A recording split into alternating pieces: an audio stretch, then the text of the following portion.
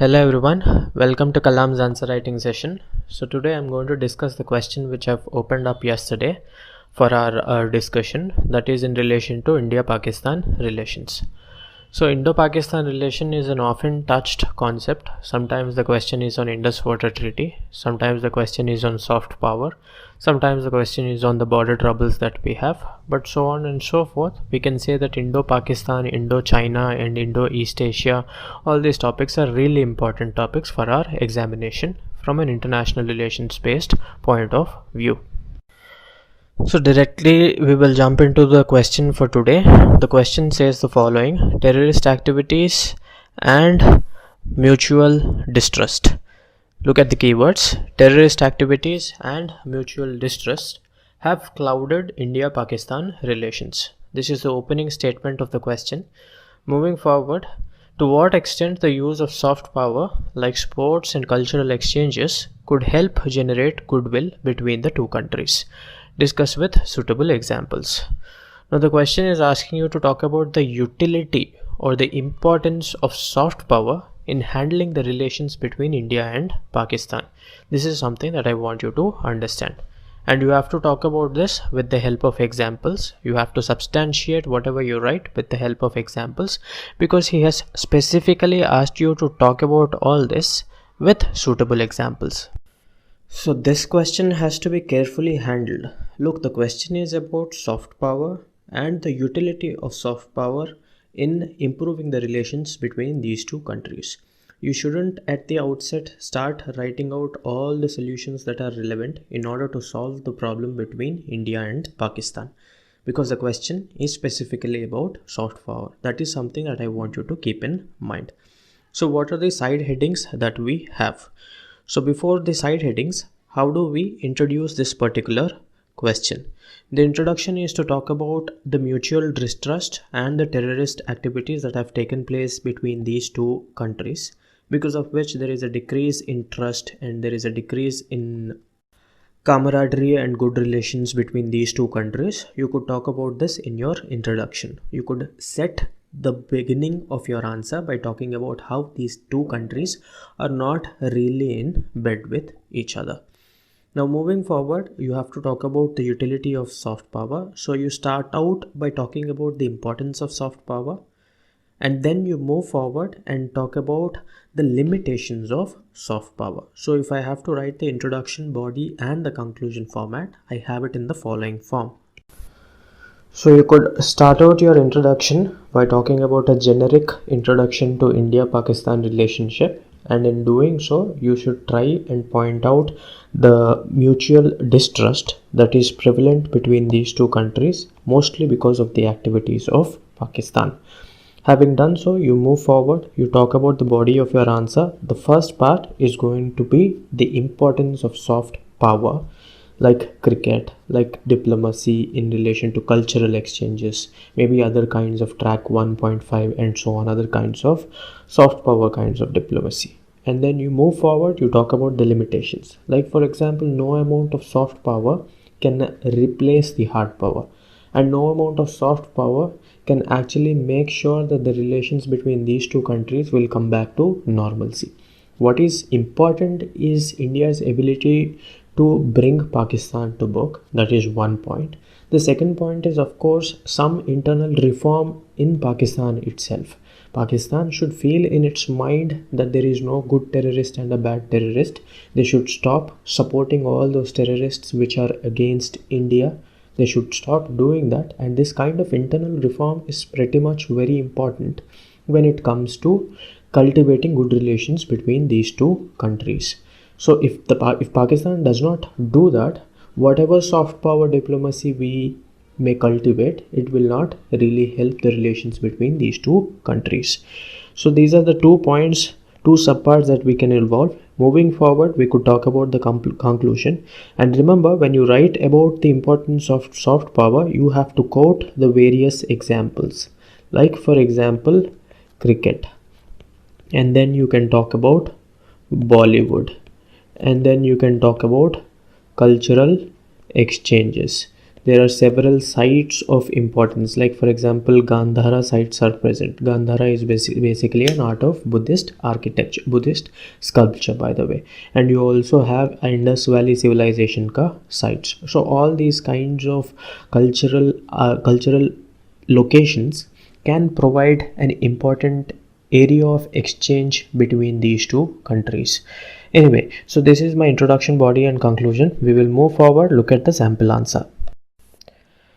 So here is the sample answer for you. Let us look at the answer. Since partition, the relations between India and Pakistan have been hostile, mostly hostile, because of Pakistan's constant support to terrorist outfits and different wars that have taken place. For example, immediately after independence in 1948, we had something called the tribal uprising, in which the tribes we have come from Pakistan to India, which led to a situation of problem in Kashmir, after which Kashmir acceded to India. All that we learn in the post-independence part of our course.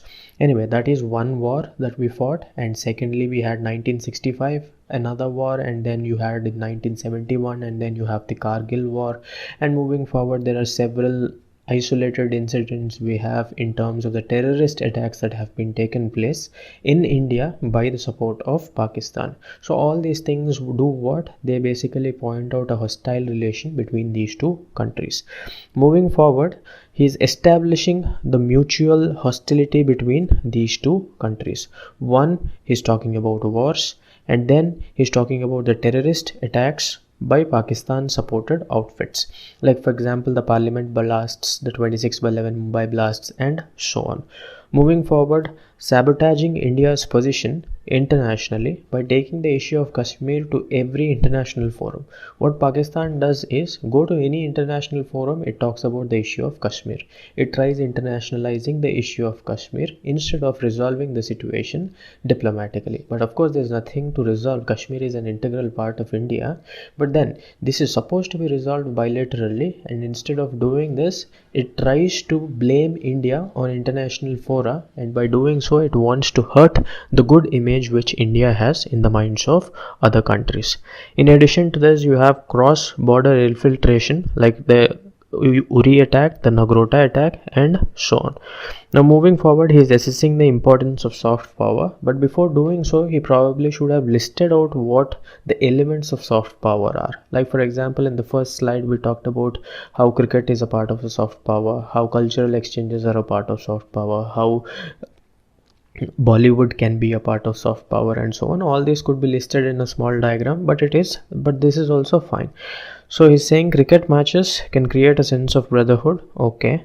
Cultural exchanges can bring back memories of common way of living, ancestry. What he's trying to say here is prior to independence, or even before advent of Britishers into the country, if you notice, the whole Indian subcontinent was a single part. There was no Bangladesh, Pakistan, etc. Of course, we know about this.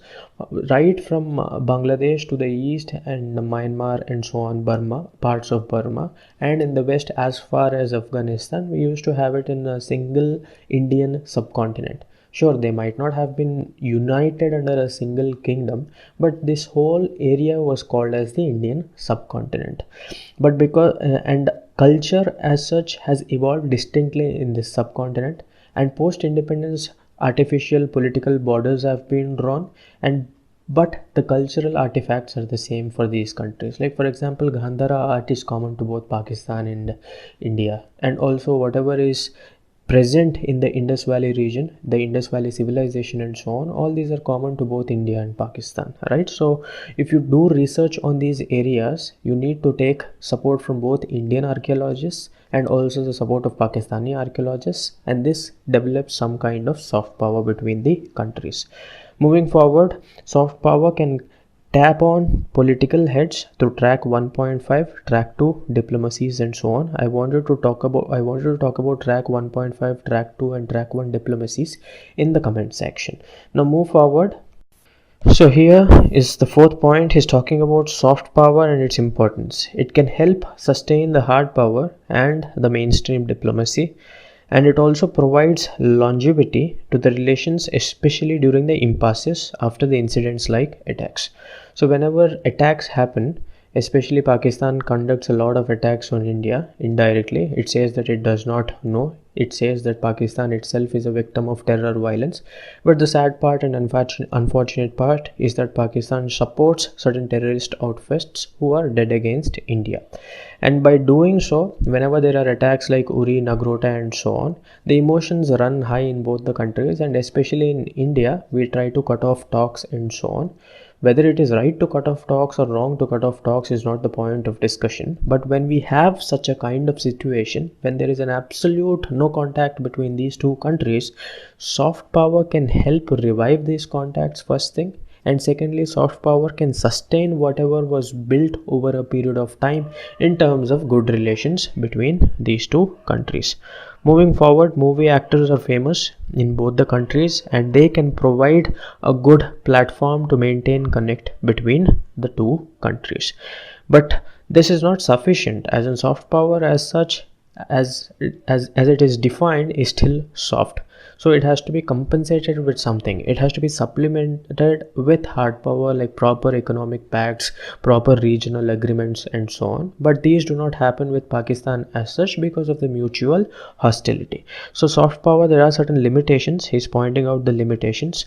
No amount of soft power is an alternative to mainstream diplomacy. Moreover, given Pakistan's repeated transgression of ceasefire agreements and UN peace principles, cultivating relations with such a state may not be good for India overall. Now, I want you to identify that this is an extreme statement. Okay, this is an extreme statement, and some of the examiners might not be willing to agree with this statement. See, there are two schools of thought when it comes to Pakistan. Some of them say that whatever happens, whatever attacks happen by Pakistan on India, we should continue with our contact so that eventually we will be able to solve the problem. There is another school of thought which says that whenever Pakistan does something wrong, we have to immediately cut off contact. We have to make sure that Pakistan is accounted for, is held responsible in the international fora and so on. These are two different schools of thought, but you have to take an approach somewhere in between. You cannot say that you have to cut off contact. You cannot say that you have to definitely cultivate contact. You have to leave it in the diplomatic edge. And what I mean by that is that you have to use both these approaches and see which suits India best depending upon the time. Because taking extreme statements, what happens is if the examiner doesn't like your statement, the lingering effect will follow for the next answer as well, and you don't want that. So the identification of common ground of zero tolerance for terror can provide the necessary impetus. So after repeated efforts of maintaining soft power, we might have blunted its efficacy. So the key at the moment is to identify the common ground and proceed step by step.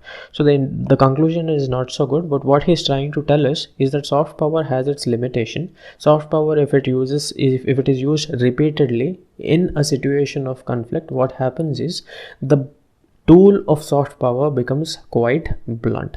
Anyway, so this conclusion could have been better and these extreme statements could have been avoided. Please make sure that you make these changes in your notes. Now let's move forward. Let's open up the question for tomorrow. So the question for tomorrow is on Indus Water Treaty. It says that the situation at the moment is quite different from the times during when we signed Indus Water Treaty. And when have we signed the Indus Water Treaty, by the way? In 1960s. Now you have to highlight the complexity of the current challenges on both sides of the border in this regard. And then you have to move forward and say if you think a review of the treaty is in India's best interests. Think about this question, evolve the side headings that you have to do: introduction, and then the body and the conclusion. And under the body, what are the different side headings you would like to evolve and what are the points that you would like to write. Think about these things. We will discuss this question tomorrow. Thank you.